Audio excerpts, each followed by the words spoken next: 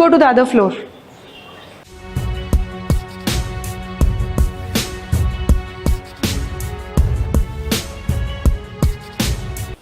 అక్కడ మీరు AC room window close అన్నారు, ఇక్కడైతే అసలు విండో కూడా లేదు కదమ్మా. నేను ఆయన కెమెరామెన్ని సర్లే ఎందుకు గర్ల్స్ హాస్టల్లోకి లోపల బాత్రూమ్ దాకా తీసుకెళ్ళడం అని తీసుకెళ్ళట్లే. ఎగ్జాస్ట్ ఫ్యాన్ ఏదమ్మా? ఒక్క రూమ్లో అయినా ఎగ్జాస్ట్ ఫ్యాన్ ఉందా అమ్మా?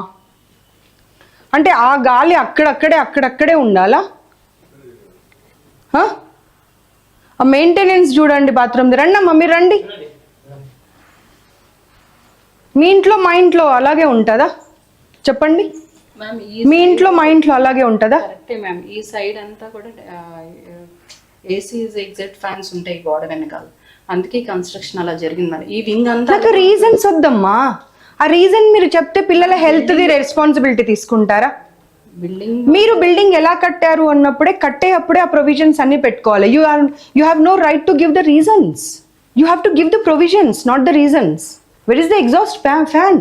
నలుగురు పిల్లలకి ఇచ్చిన రూమ్లో గాలి వెళ్తురు ఉండదు, బాత్రూంలో ఎగ్జాస్ట్ ఫ్యాన్ ఉండదు. ఒక చిన్న గీజర్ పెట్టి పడేశారు, అది కూడా జస్ట్ 2 లీటర్స్ది. 2 లీటర్స్ అది 1 లీటరా? 1 లీటర్ కదా. లగేజ్ ప్లేస్ ఒక్క రూమ్లో కూడా లేదు, అన్నీ అక్కడే.